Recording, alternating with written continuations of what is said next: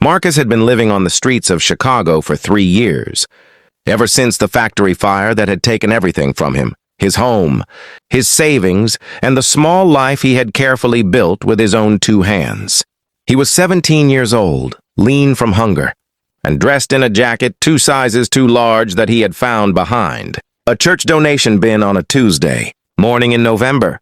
Most people who passed him on the sidewalk looked straight through him, as if poverty had made him invisible, as if the absence of an address had somehow erased his humanity along with it. He slept under the overhang of the old Riverside Bridge and spent his days collecting bottles, doing odd jobs when anyone would trust him enough to hire him, and eating whatever the soup kitchen on Fifth Avenue had left at the end of the night. He did not complain.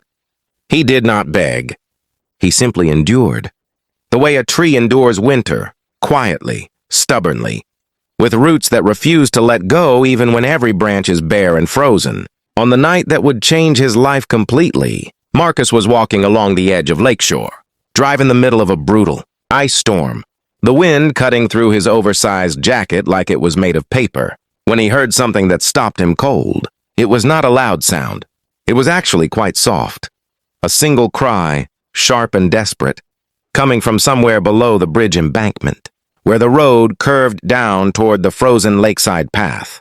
He scrambled down the icy slope without thinking, his sneakers slipping on the frost-covered grass, and found a black luxury car that had skidded off the edge of the road and come to rest at an angle against the concrete barrier above the water. The driver's door was crumpled shut, and the hazard lights blinked, weakly in the storm. Marcus pressed his face to the passenger window and saw a woman inside, elegantly dressed, heavily pregnant, her face twisted in pain, her hand pressed to her stomach.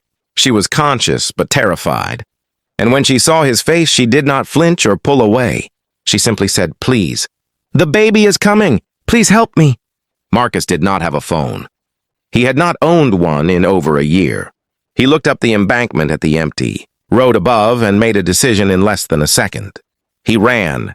He ran harder than he had ever run in his life, up the slope and onto the bridge, and all the way to the 24-hour gas station 4 blocks away, where he burst through the glass door soaking wet and gasping and told the attendant to call an ambulance, immediately because a pregnant woman was trapped in a car below Lakeshore Bridge. Then he ran back. He stayed with her. He talked to her through the cracked window, keeping his voice steady and calm even though his hands were shaking from the cold and his heart was hammering in his chest. He told her his name. She told him hers. Her name was Diane. He told her the ambulance was coming. He told her she was going to be okay. He kept saying it until the red and blue lights appeared at the top of the embankment, and the paramedics came sliding down to reach her. They got her out safely.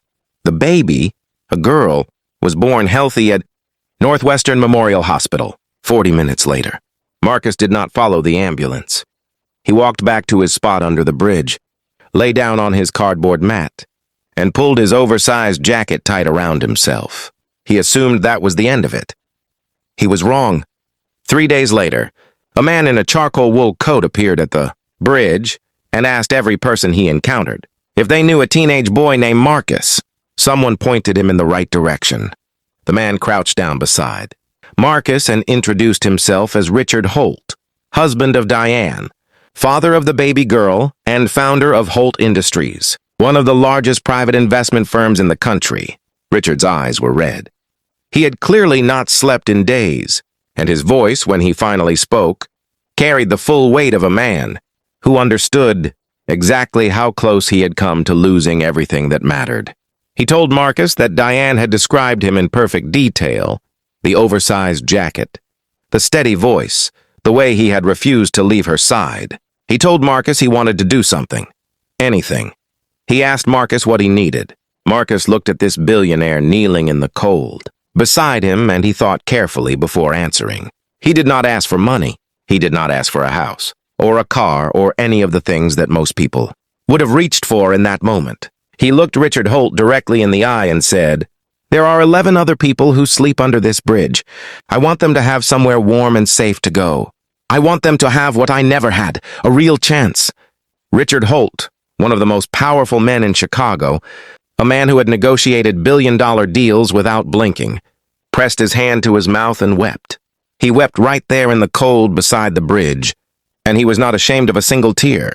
Within 6 months, Richard had personally funded the construction of a transitional housing facility on the south side of Chicago, 48 private rooms, a job training center, a medical clinic, and a kitchen that served 3 hot meals every day.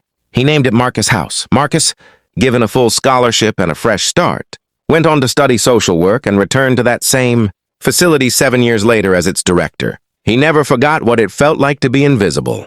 And because of that, he made sure that no one who walked through those doors ever felt that way again. If this story touched your heart, please give it a like. Share it with someone who needs to believe in kindness today, and subscribe to Kindness.